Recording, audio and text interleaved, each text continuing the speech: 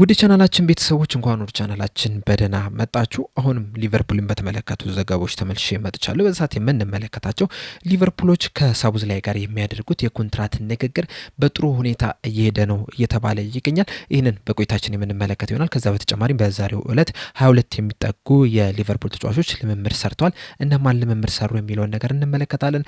ወጣቱ የሊቨርፑል ተጫዋች የሆነው ትሬንት ኮድሆርቲ ሊቨርፑልን ሊለቅ የሚችልበት እድል አለ እየተባለ ይገኛል። እነዚህም ቆይታችን የምንመለከት ይሆናል። እስከ መጨረሻው ደቂቃ ድረስ አብራችሁ ቆይታችሁም እንድትከታተሉት በአክብሮት ተጋብዛለሁ። ሰብስክራይብ፣ ላይክ፣ ሼር እያደረጋችሁም የቻናሉ ቤተሰብ እንድትሆኑ በአክብሮት እጠይቃለሁ። አሁን በቀጥታ ወደ ያስኩላችሁ ጉዳዮች ማመራ ይሆናል። አብራችሁን ቆዩ። በመጀመሪያ የምንመለከተው በዛሬው ዕለት በነበረ የልምምድ ፕሮግራም ላይ 22 ተጫዋቾች ልምምድ መስራት ችሏል። እነዚህ 22 ተጫዋቾች መካከል ደግሞ ጀረሚ ፍሪምፖንግ ይገኝበታል። እንደሚታወቀው ጀረሚ ፍሪምፖንግ በሻምፒየንስ ሊግ ከኮራዋ ጋር በነበረ ጨዋታ አራተኛው ደቂቃ ላይ ተጎድቶ መውጣቱ አይዘነጋም። ከዛ በኋላም የተደረጉትን 5 ጨዋታዎች ላይ ለሊቨርፑል ግልጋሎት መስጠት አልቻልም ነበረ።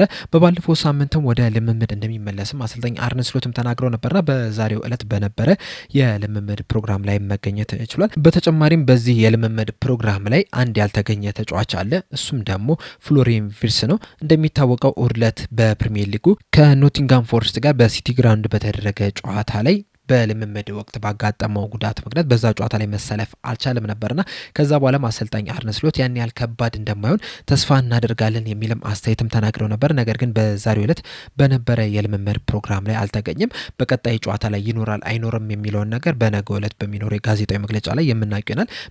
በዛሬው ልምምድ ፕሮግራም ላይ ግን መሳተፍ አልቻለም። የተሳተፉትን ተጫዋቾች ስንመለከታቸው በረኛ ላይ አሊሰን ቤከር፣ ማማርዳሽቪሊ፣ ውድማን ሲሳተፉ በተከላካይ መስመር ላይ ቨርጅል ቫንዳይክ፣ ኢብራሂማ ኮናቴ፣ ጆ ጎሜዝ፣ ናሎ ከወጣት ተጫዋቾች ጀረሚ ፍሪምፖንግ፣ ሚሎስ ኬርኬስ፣ አንዲ ሮበርትሰን እና ራምሴ መካፈል ችሏል። እንደዚሁም መሀል ሜዳ ላይ ዶሚኒክ ሶቦዝላይ፣ ራያን ግራቨንበርግ፣ አሌክሲስ ማካሊስተር፣ ከርትስ ጆስ እንደዚሁም ትሬ ናዮኒ መሳተፍ ችሏል። የአጥቂ መስመር ላይ ሞሐመድ ሳላህ፣ ዩዌ ኬቴኬ፣ ኮዲ ጋክፖ፣ ፌዴሪኮ ኬዛ፣ ሪዮ እንጉማ እና ሞሪሰን ናቸው። ከነዚህ መካከል እንግዲህ አራቱ ከወጣት ቡድን ናቸው ያደጉት።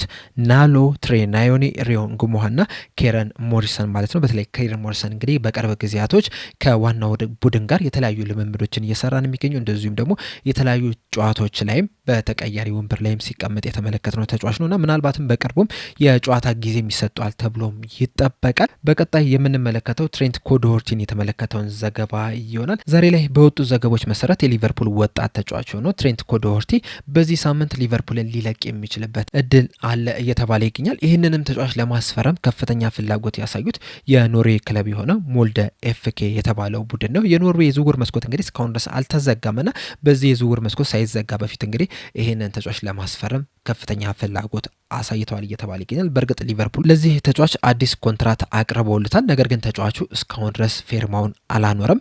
በሊቨርፑል የሚያቆየውም የኮንትራት ጊዜውም በክረምቱ የሚያበቃ ይሆናል። እንደሚታወቀው ይህ ተጫዋች 2022 ላይ ነበረ ከደሪ ሲቲ ወደ ሊቨርፑል መዘዋወር የቻለው። በሊቨርፑልም እንግዲህ ላለፉት 4 ዓመታትን መቆየትም ችሏል። ነገር ግን 2026 ክረምት ላይ ግን በቀጣይ ከጥቂት ወራቶች በኋላ በሊቨርፑል የሚያቆየው ኮንትራት የሚያበቃ ይሆናልና ሊቨርፑልን ለመልቀቅ አስቧል ነው እየተባለ የሚገኘው። በተለይ ደግሞ በዚህ ሰዓት እንግዲህ በሊቨርፑል ዋና ቡድን ውስጥ ባለፈው ዓመት መጫወት ችሏል። ነገር ግን በዚህ ሰዓት 3ኛ ተመራጭ ሆኖ ነው እየተመለከተን የምንገኘው። ከሱ በፊት እንግዲህ 2 ወጣት ተጫዋቾች ናቸው ቅድሚያ እየተሰጣቸው የሚገኙት፣ ሪዮ እንጉሙሃ እና ኬረን ሞሪሰን ናቸው። በተለይ ሪዮ እንጉሙሃ በዚህ ሲዝን የተለያዩ ጨዋታዎች ላይ እየተጫወተ ነው የሚገኘው። ኬረን ሞሪሰን የተጠበቀውን ያህል እየተጫወተ አይደለም የሚገኘው። ነገር ግን ከትሬንት ኮድሆርቲ ግን ቅድሚያ የሚሰጠው ተጫዋች ነው። በተለይ ደግሞ በቅርብ ጊዜያቶች ለዋናው ቡድን በተለያዩ ጨዋታዎች ላይ ከስኳዱ ጋር አብሮ እየተጓዘ ነው የሚገኘው። ምናልባትም በቀጣይ ጨዋታዎች ላይም የመጫወት እድል ሊሰጠው ይችላልና ብዙ የመጫወቻ እድል አለማግኘቱን ተከትሎ ከሊቨርፑል ሲለቅ ልንመለከተው እንችላለን እየተባለ ይገኛልና በቀጣይ ጥቂት ቀናቶች ውስጥ እንግዲህ የዚህን ተጫዋች ሁኔታ በትኩረት መመልከት ይኖርብናል። በመቀጠል የምንመለከተው ዶሚኒክ ሶቦዝላይ የተመለከተውን ዘገባ ይሆናል። ዶሚኒክ ሶቦዝላይ 2023 ክረምት ላይ ነበረ ከአርቢ ሌፕዚግ ወደ ሊቨርፑል በ60 ሚሊዮን ፓውንድ አካባቢ በሚጠጋ ገንዘብ መዘዋወር የቻለው። ከዛ በኋላም እንግዲህ በጣም አስደናቂ የሚባል ጊዜን እያሳለፈ ነው የሚገኘው። በተለይ ደግሞ በዚህ ሲዝን ሊቨርፑል መጥፎ እንኳን በሆነበት ወቅት ራሱ በጣም አስደናቂ የሚባል እንቅስቃሴን እያደረገ ነው የሚገኘው። እናም በዚህ እንቅስቃሴውም እንግዲህ የተለያዩ ክለቦችን ቀልብ እየገዛ ነው የሚገኘው። በተለይ ደግሞ ስሙ ከሪያል ማድሪድ ጋር በተደጋጋሚ እየተነሳ ነው የሚገኘው። ሊቨርፑሎችም እንግዲህ ይህንን ምርጥ ብቃት ተመልክተውም ኮንትራቱን ለማራዘምም እንግዲህ የተለያዩ ንግግሮችን እያደረጉ እንደሆነ ከዚህ ቀደም በወጡ ዘገባዎች መስማት ችለን ነበረ። ዛሬ ላይ እንግዲህ ቲም ቶክ ይዞት በወጣው ዘገባ መሰረት አሁን ላይ በሊቨርፑልና በዶሚኒክ ሶቦስላይ መካከል እየተደረጉ ያሉ ድርድሮች፣ ንግግሮች በጣም በጥሩ ሁኔታ እየሄዱ ይገኛሉ እያለን ነው። ዘገባውም አያይዞ እንደተናገረው ከሆነ ሊቨርፑሎችም ይህ የውድድር ዘመን ከመጠናቀቁ በፊት ዶሚኒክ ሶቦስላይ ኮንትራቱን እንደሚያራዝም ሙሉ ለሙሉ እምነት አላቸው እያለን ይገኛል። አያይዞም ሁለቱም አካላቶች ሊቨርፑሎችም እንደዚሁም ደግሞ ዶሚኒክ ሶቦስላይም አሁን ላይ በተያዘው ፕሮጀክት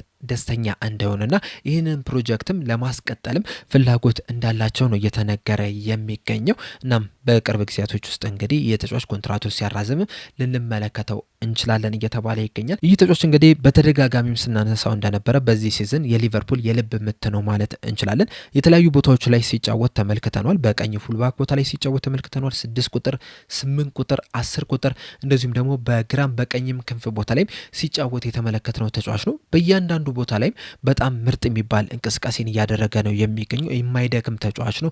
ጎሎችን እያስቆጠረ የመጣ ተጫዋች ነው። አሲስትም እያደረገ ያለ ተጫዋች ነው እና ሁሉንም ነገር ለክለቡ የሚሰጥ ተጫዋች ነውና ሊቨርፑሎች ይህንን ተጫዋች መልቀቅ አይፈልጉም። እንደውም እንደ አንዳንድ መረጃዎች መሰረትም ከሆነ እንግዲህ ምናልባትም በቀጣይ ዓመት የሊቨርፑል ምክትል አምበል ሲሆንም ልንመለከተው እንችላለን። በተለይ ደግሞ በዚህ ሰዓት ያሉትን አምበሎች ስንመለከታቸው ወይም ደግሞ ሲኒየሮች ምንላቸውን ተጫዋቾች ስንመለከታቸው በቀጣይ ዓመት ወይም ደግሞ በቀጣይ 2 ዓመታት ውስጥ ሊቨርፑልን ይለቃሉ ተብሎ ነው የሚጠበቀው። አንዲ ሮበርትሰን በክረምት የዝውውር መስኮት ይለቃል ተብሎ ይጠበቃል። መሐመድ ሳላ ወይ በዚህኛው ወይ ደግሞ በቀጣይ በ2027 የክረምት ዝውውር መስኮት ሊቨርፑልን ይለቃል ተብሎ ይጠበቃል። ቨርጂል ቫን ዳይክንም ስንመለከተው ለምን ያህል ጊዜ በሊቨርፑል ይቆያል የሚለው ነገር ራሱ ትልቅ ጥያቄ ነው። ከሱ በተጨማሪም አሊሰን ቤከርም በተመሳሳይ ልክ እንደ ቨርጂል ቫን ዳይክ ሁላ ምን ያህል ጊዜ በሊቨርፑል ይቆያል የሚለው በጣም ትልቅ ጥያቄ ነው።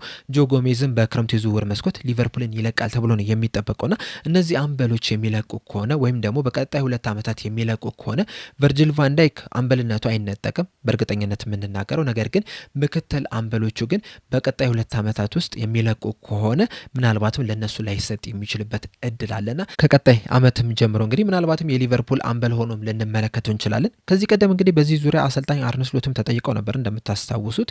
ምንድን ነው ያሉት? አዎ አምበል መሆን ይችላል፣ ነገር ግን ደግሞ አሁንም መማር ያለባቸው ነገሮች አሉ። እነዛን የሚያስተካከል ከሆነ በእርግጠኝነት አምበል መሆን የማይችልበት ምንም ምክንያት የለም የሚል አስተያየትን ሰጥቷል።